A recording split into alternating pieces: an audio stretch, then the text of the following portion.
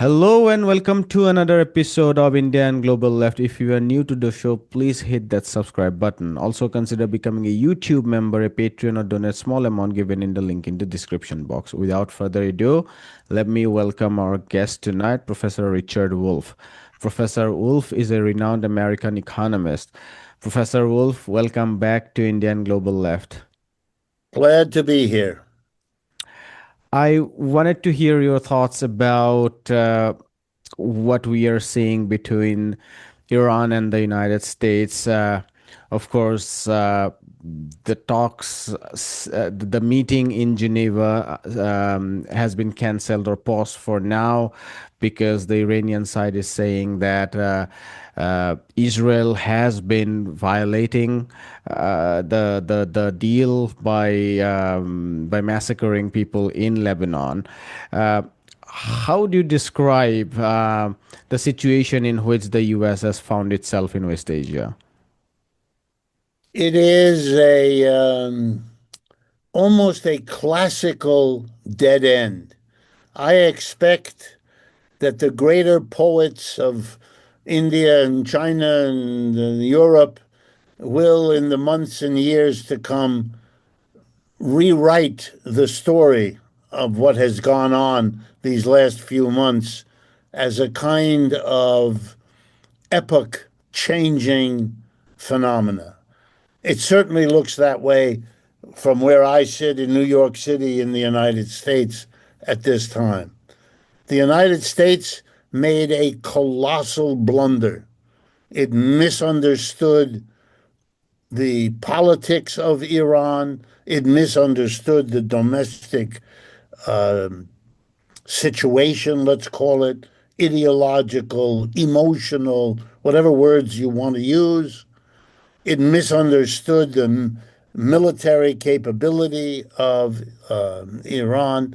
And finally, it misunderstood the very long distance supply chains that the last 40 years of globalization have created, and that carried in them not just profitability, which is why they were created, but also vulnerability. And it's because you don't have in your mind the sort of the Hegelian Marxian idea that everything comes together with its opposite.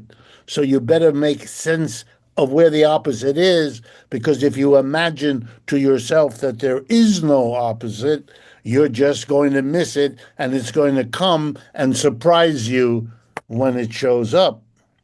And that's what I have the feeling is happening to us now. We are witnessing something that I've discussed with you and with Professor Patnaik and so on, which is the decline of the American empire, the relentless decline. It doesn't happen all in a straight line. It doesn't take the same form from one period to another. But in terms of the longer view, it is relentless. And here is another example. This is a defeat for the United States. It misunderstood, and it is now paying the price of misunderstanding. But because it doesn't understand, the price it is willing to pay may get larger and larger and take down other countries and involve other mistakes. There really is no end to all of this. And by the way, the decline of the empire is also bringing down American capitalism here at home. And it is also bringing down the career of Mr. Trump, which at this point is looking grimmer domestically than it has at any point in his first or second presidency. Talking about the misunderstanding, the US administration also misunderstood its own military capabilities, and that is tied to your comment about misunderstanding of the vulnerabilities that the global supply chain has brought along. So, if you could tell us a little bit more about this, because I'm also curious if you think, and this is something I guess we do often in the left, drawing a distinction between the population at large and the state. Do you think that going forward, there would be more and more people within the United States that would raise questions about not just the irrationality of the military machine or the military empire, but also its efficacy, also its efficiency, because all this while it was said how great the US military machine was, but Iran probably ranked 24th or 25th within the global GDP indices, gave a bloody nose and scored a strategic victory over the United States. How did it all happen, and what is the implication of it going forward? Well, I would like to use a metaphor to explain my answer to your question. Uh, and, and the metaphor works like this. After World War II, for the first generation, 1945, 1975, U.S. capitalism simply swept the world.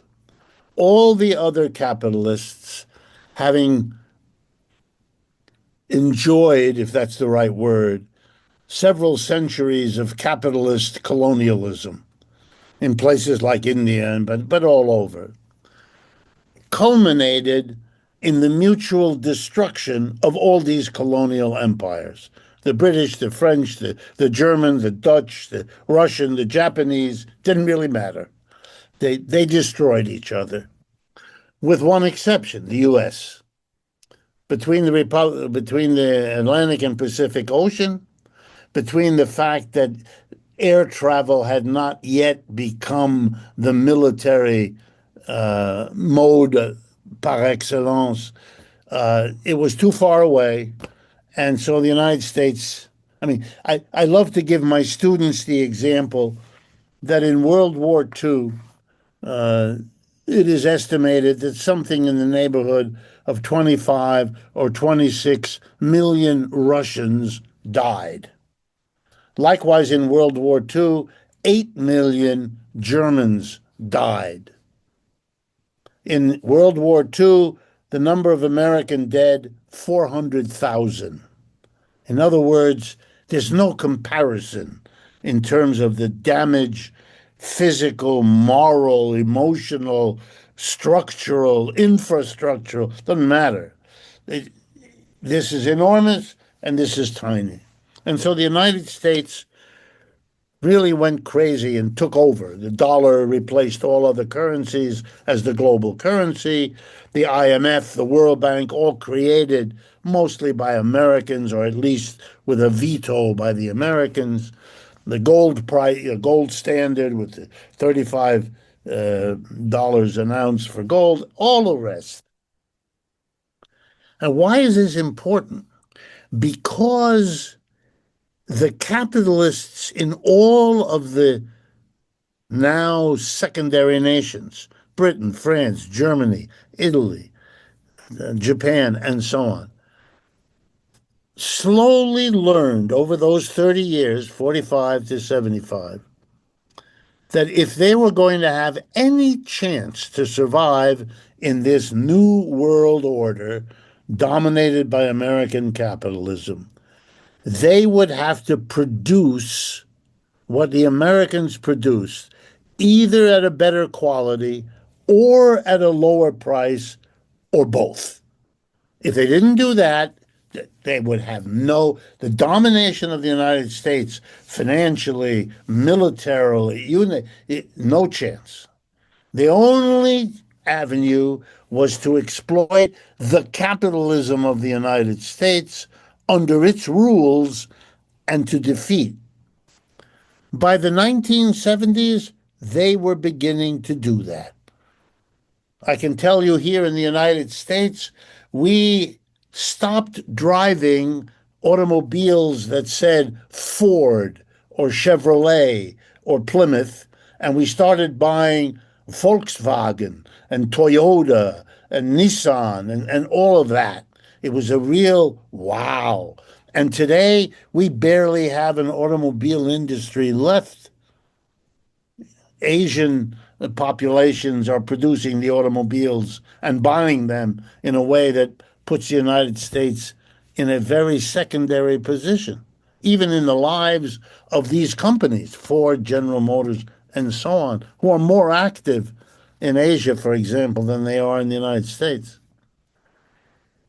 We would have had to face this earlier, but two crucial developments postponed what the French would call a denouement at the end of this 30 years. The first one was the invention, if you like, of massive, and I mean massive, consumer credit. You reorganize the behavior of first the American working class and then step by step other working classes to become comfortable in bank loans at ridiculously high interest rates. I mean, for example, if you're a corporation, you can borrow money today in the United States 4, 5, 6%. If you use a credit card, you are paying 17, 18, 19%. Not even close. It's a tremendous bonanza covered by laws of all kinds, allowing bankruptcy to be pursued or not pursued. For example, students who now borrow more money as a group than use credit cards, they are not allowed to declare bankruptcy. They do not have the protection of the court if they can't pay their debts. It's extraordinary. The second thing was the petrodollar, the arrangement that everything in the world had to be paid, every transaction for oil had to be paid in dollars, accumulating them in a few places who then lent that money to the United States, who could borrow wild amounts of money, leading to the present situation where the United States is the biggest debtor country the world has ever seen. Okay, why is that important? Because here in the United States, there is a dawning awareness that this is a house of cards, that this is not working out well. And Iran is a wonderful, almost poetic metaphor. You have the greatest army in the world. This little country can defeat you. It found a vulnerability, the Strait of Hormuz.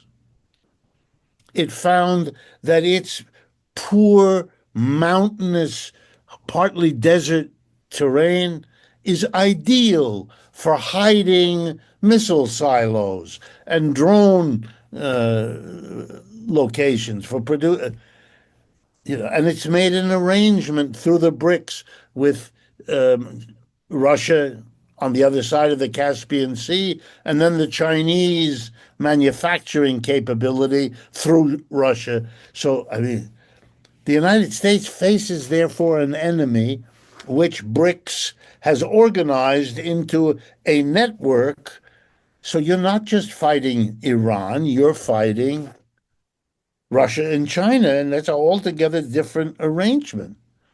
You know, I think there's a discovery that along with domination comes a determination on the part of other countries, smaller ones, weaker ones, poorer ones, to figure out how do you defeat the giant.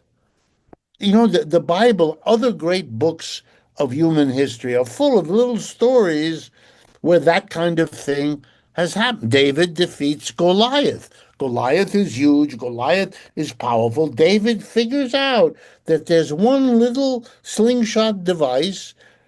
So the Iranians figured out the vulnerability of the oil market and their position there, and they could, you know, and look, I think it's a parable because it works once you look at it closely even better.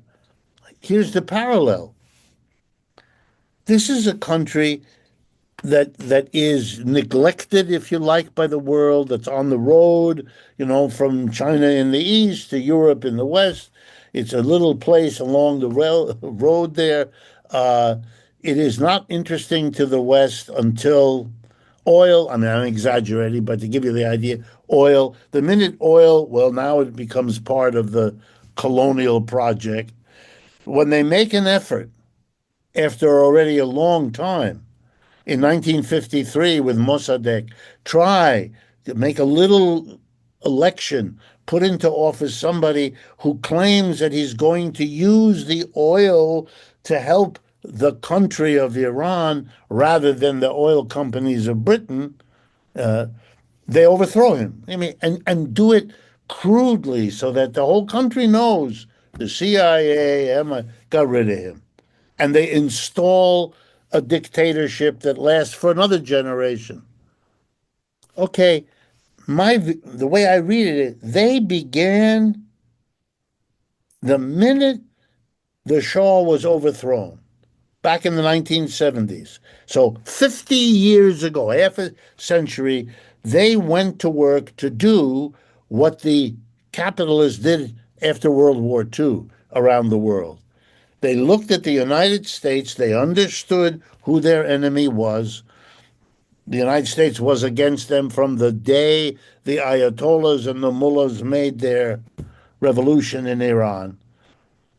They understood, how are we going to defeat a country with that air force, that navy, that army, that money, that what have we, little Iran, got? And they found it. And the message to the United States and to everyone watching is that what the Iranians did, everybody else is trying to figure out how to do, each in their own way, with their own traditions, their own religions, their own histories. They're trying to figure out how. They're all the poor United States doesn't understand still that it has gone from being the top dog to being the top target, and that they should have understood that those two things go together. That's what Hegel's genius. That's why when Marx in volume 3 of Capital teaches us that there's a tendency for the rate of profit to fall, something which Adam Smith and Ricardo had also. They called it the stationary state when the economy stops growing. But Marx was different because, being the student of Hegel, in those 3 chapters in volume 3, he talks about the tendency, then he talks about the counter tendencies, and then he talks about the contradictions within the tendency. That's Hegel. That's teaching us, be careful. Yes, there's something that goes that way, but that produces a reaction, and that is full of its own contradictions shaped by its in context. Wow. This way of thinking could have saved the United States from what is happening now, which is that it's having to learn bitterly and slowly and painfully what it refused to think about. Partly the destruction inside the United States, which I hope people in the former colonial world are aware of, that alongside the United States domination after World War II was the systematic destruction of the Marxist Hegelian left in this country. Deported, prisoned, uh, terrified of going in that direction. My professors, and I went to all the elite schools here, my professors were terrified when I raised my hand and asked about Marxism. They weren't terrified about the substance. They were terrified that if they answered my question and seemed to be knowledgeable about Marxism, they would get a reputation that would destroy their career. So they would say to me, come to my office hours and we can talk about it, but don't ask me questions. They. And one of my teachers at Harvard, where I went to school in the 1970s, I went there in the 1960s, but who was teaching there? Henry Kissinger. And I had my class with him, and he explained to me how to do foreign affairs. I should have paid more attention. I would have understood it better sooner. Right. You mentioned about the falling rate of profit in the 1970s, and among the resolutions was you mentioned two in particular, the leverage, the debt being used instead of letting wages rise, being used as a trick to drive up consumption. The other was a global driver where the US was created a global chain to suck more consumer goods, but also global finance. And the strength of the petrodollar rests on West Asia. I mean, it was happening even before that solidified because a lot of surplus in West Asia was plugged back into the US through Europe, through the transatlantic financial system. And part of that was creating this police state, selling security, if you like, to the Gulf states in exchange of their investment being plugged into the United States, which allowed United States to drive down interest rates, and that was very, very central to explosion of credit. I mean, it couldn't have made that if interest rates were higher. So. Given this war has exposed the vulnerability of this gigantic empire, military empire. I mean, what was sold as an asset for the U.S. empire, both financial and the military, this bloated military outposts and bases in West Asia were marshaled to solidify its financial empire. Given that has been completely shaken up, given many countries, most countries, not just Saudi Arabia, but even countries like UAE are now rethinking about the viability of hosting these bases. It seems to me that the future of the U.S. financial empire is very, very bad. Yeah. Yes, and it's bad on so many levels, one doesn't know where to start. You're absolutely right. The Gulf states have discovered that the American military base that they welcomed as a protection for them has had exactly, here we go, Hegel again, the opposite effect. It has become a target. Now, Iran understands that it can give a powerful response to every attack of the United States. And given the collapse of the conversations in Switzerland that happened already, the resumption of military action could happen any day or any hour for that matter, because the United States has no options anymore.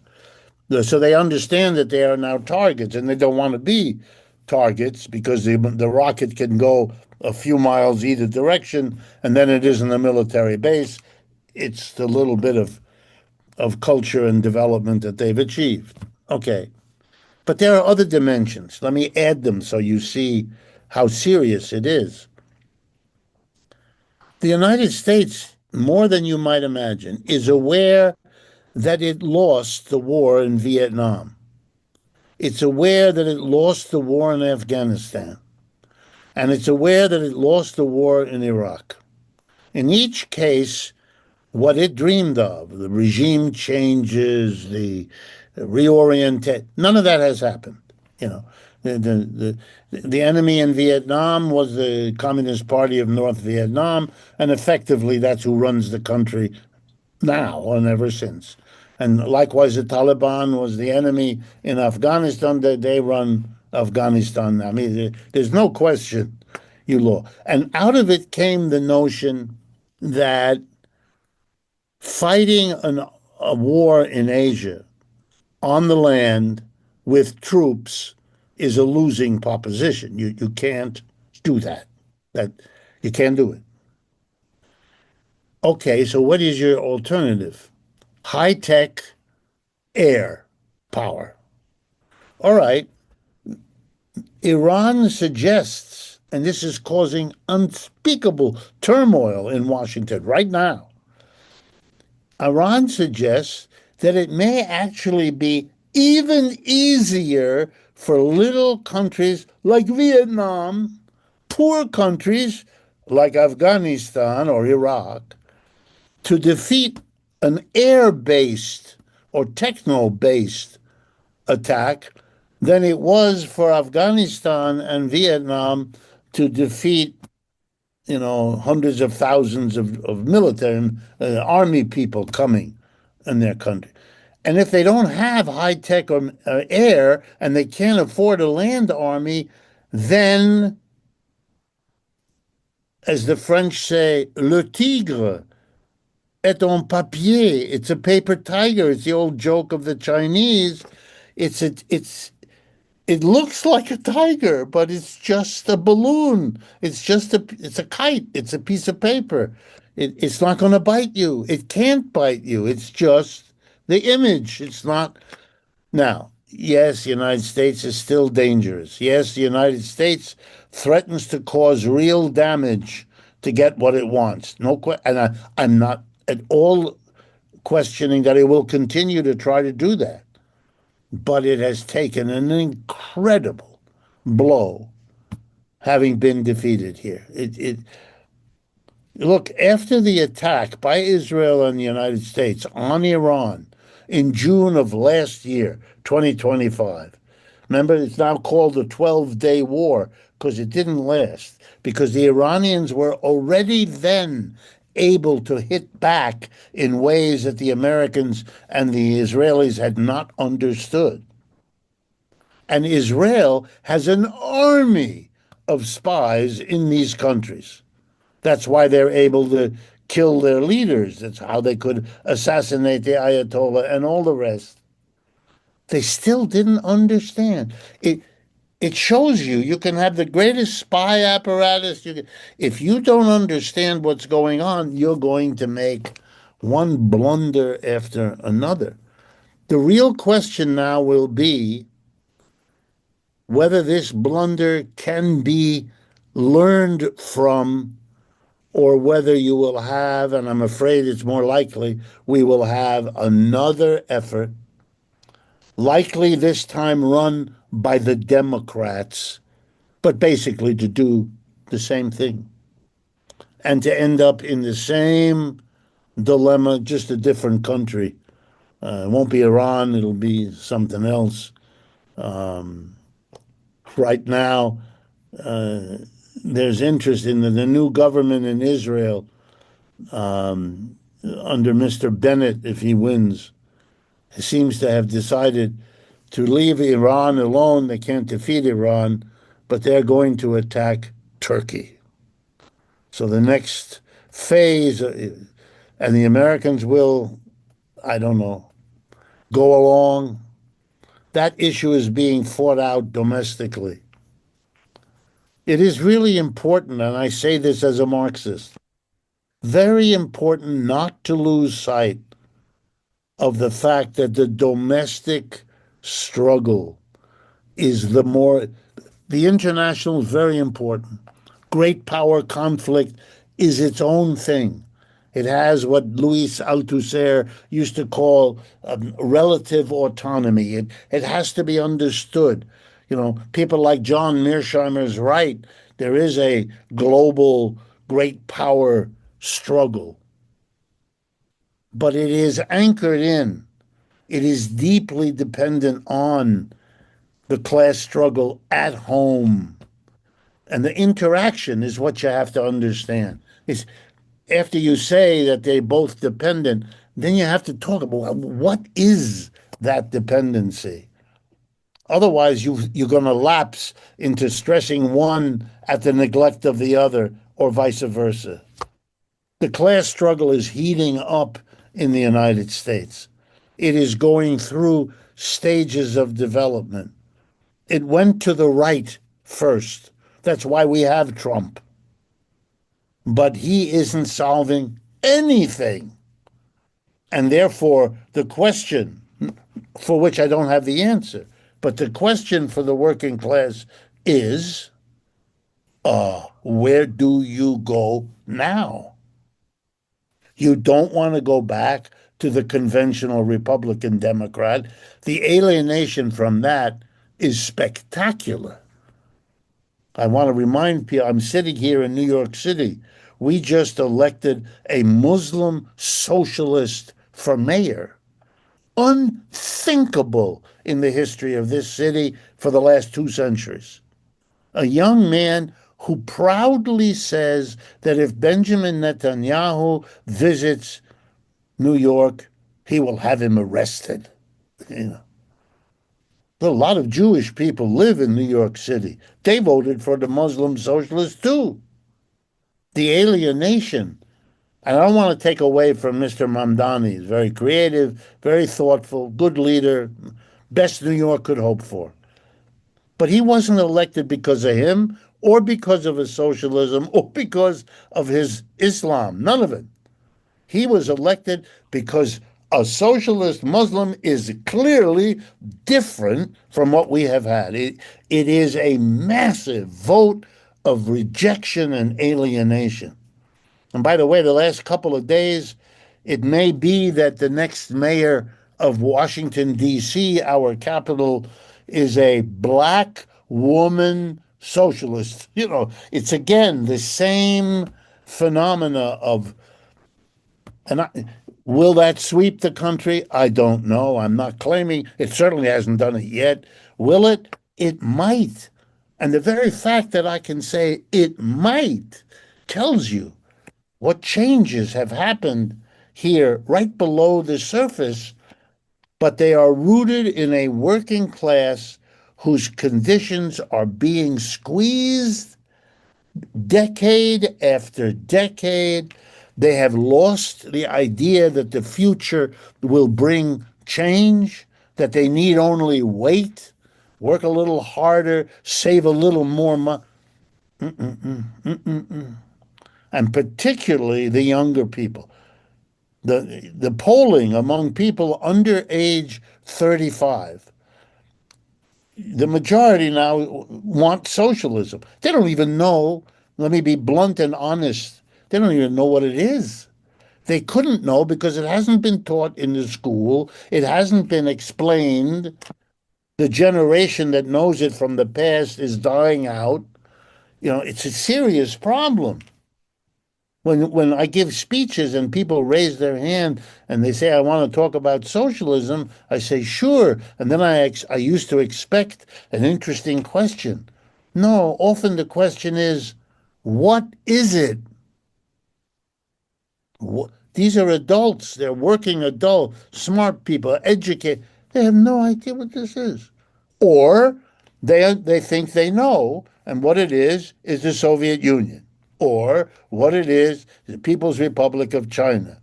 Well, what do you know about that? Nothing. It's, but I don't want to leave people in a. I'm very optimistic. I am having an opportunity as a Marxist to function in this society in ways I never imagined in my lifetime that I would live to see.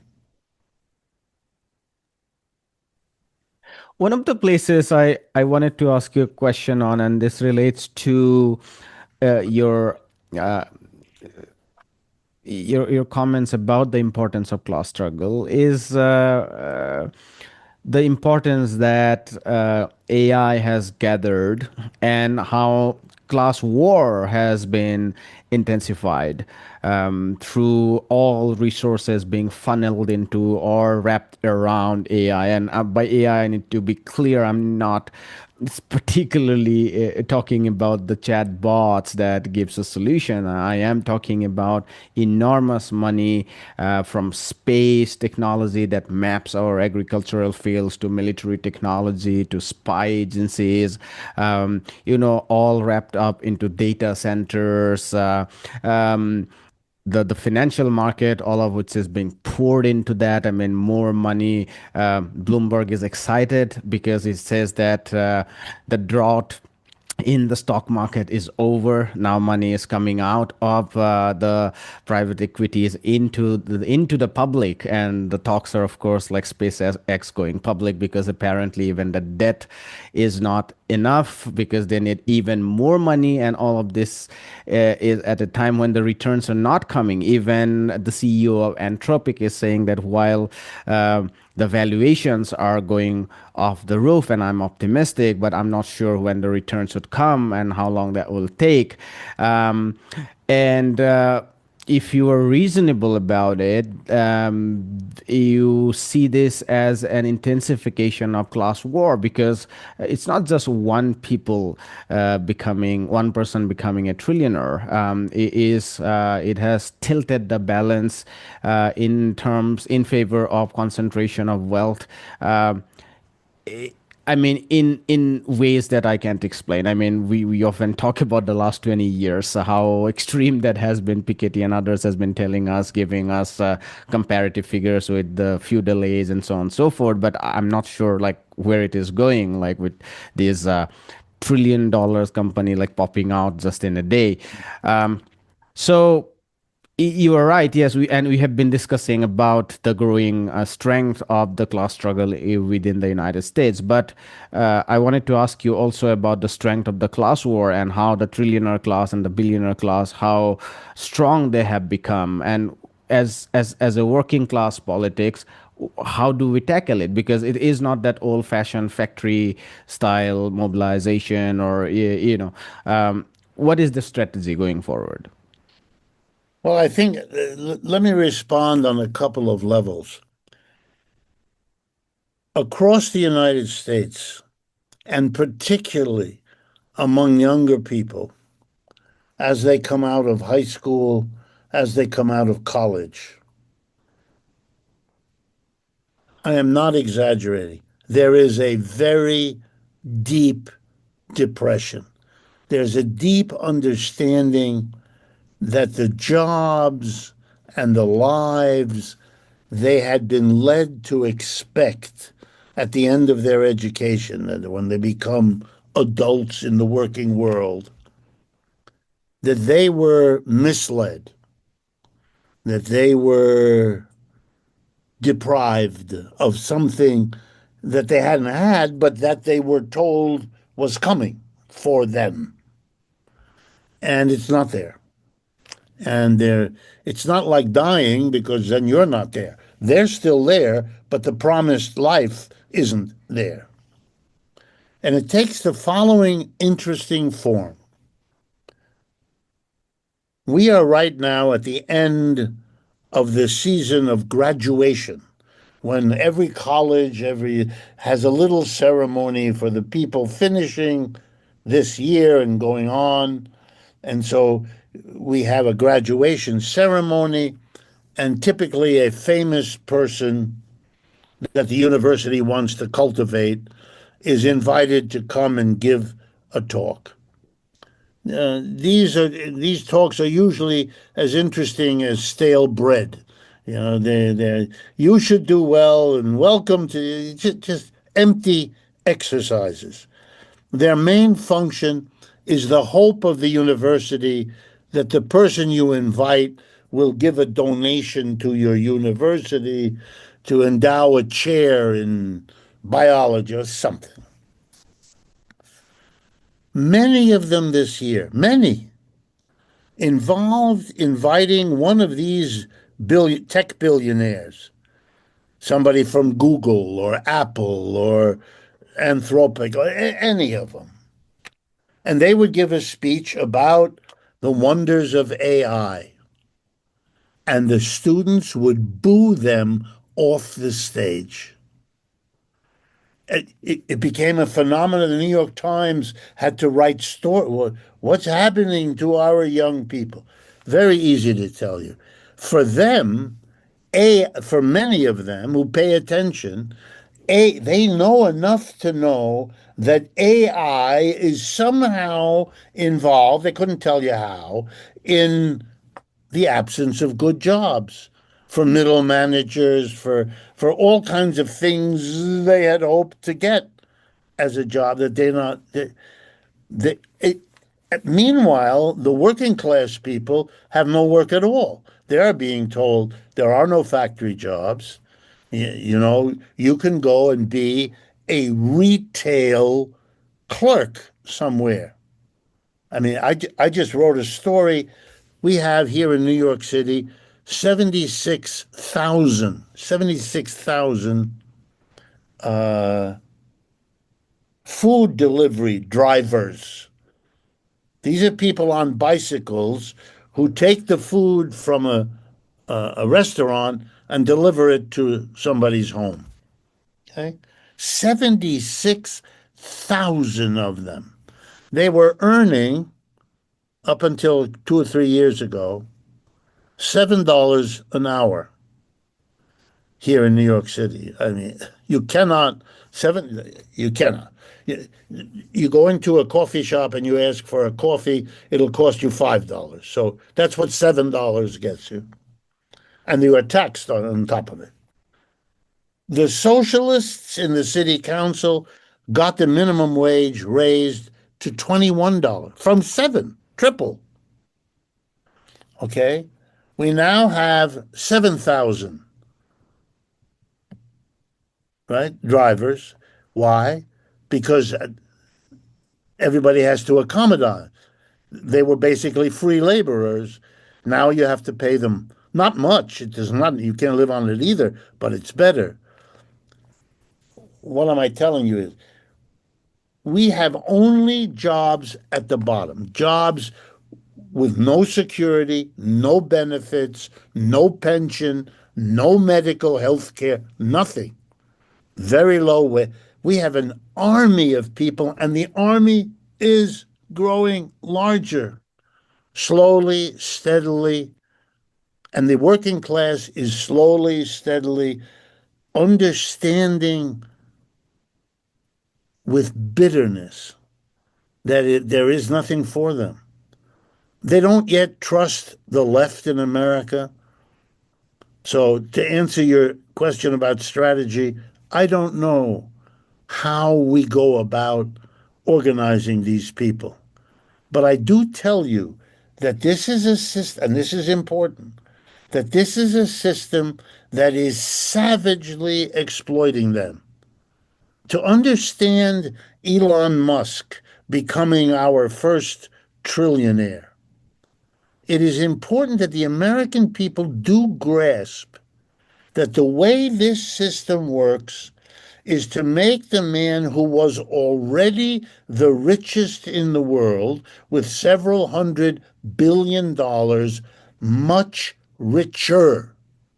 That's what you may be in difficulty. You may be having problems, but there are other people who are now part of the working class will be, because it always has been, excited. They will actually imagine that if he can do it, so can I. Or if he can do it, so can my son Peter or my daughter Mary or whatever. But a growing number understand you can work until you're blue in the face. That's not there for you. And then, if there's enough of us, and we're growing as a group in this country, explaining, just think for a moment what the extra 3, 4, 5 hundred billion dollars now flowing into the pocket of Mr. Musk could have done for the people of the world. And now think with me, what kind of monster must this Musk be to collect? He can't spend it. I explain to people, if you lend to the United States government $1 trillion, which he can do, your interest would be 50 billion a year. That's $1 billion a week. Okay, well, how many mansions will you buy? How many yachts? How many airplanes? I mean, what are you going to do? Jump from one airplane to another? All it does, then I say, and that's how he got to be the richest man. He didn't do any, it's just the compounding of the interest. That's the way this, And that's a crazy system. To give this extra money to the man who needs it least deprives the people who need it. Do you agree? And they don't. And even if you do it in this moral language, it allows their personal feeling, their personal desire for a secure life to get an expression through moral language that there's something terribly wrong here. Look, one other way to put it. If the people of New York could vote for a Muslim socialist for mayor, they can certainly vote for socialists of all kinds for all kinds of positions. The pot, the soil is fertile. Do we have the right kind of seeds to put in that?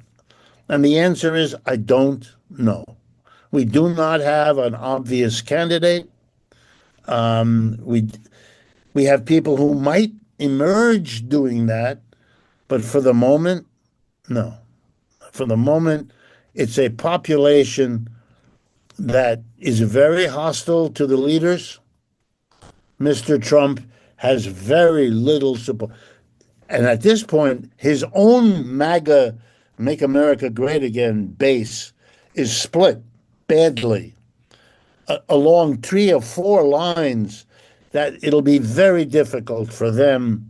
They'll try, but it'll be very difficult for them to come together again. There's a good chance at this moment that they will be defeated massively in the November election. So massively that they might make the decision, which I think they would be terribly in error, but I could be wrong. But is it possible that they will decide to prevent the election because they know the outcome? Yes, that is possible. I wouldn't have said that a year ago. Now I will say the people to do that are there. They have no capacity to adjust. They have no capacity to see any of this. For them, it is an evil struggle of the Democratic Party, and so they will smash that party if they can in order to rule without. And all that will do is make this class struggle more intense and speed up. That they can't stop, but they're not trying to because they don't see it. It's for them, it's not there. We'll leave it there, Professor Wolf. This was a fascinating conversation, and thank you so much. Appreciate it. My pleasure, and I hope we can repeat it in the near future. Hi, my name is Ayushman. I, along with Jyotisman, have started this platform. In the last 2 years, we have tried to build content for the left and progressive forces. We have interviewed economists, historians, political commentators, and activists so far. If you have liked our content so far and want us to build an archive for the left, I have two requests for you. Please do consider donating for the cause. Link is in the description below. Also, if you are not able to do so, don't feel sad. You can always like our videos and share our videos to your comrades. Finally, don't forget to hit the subscribe button.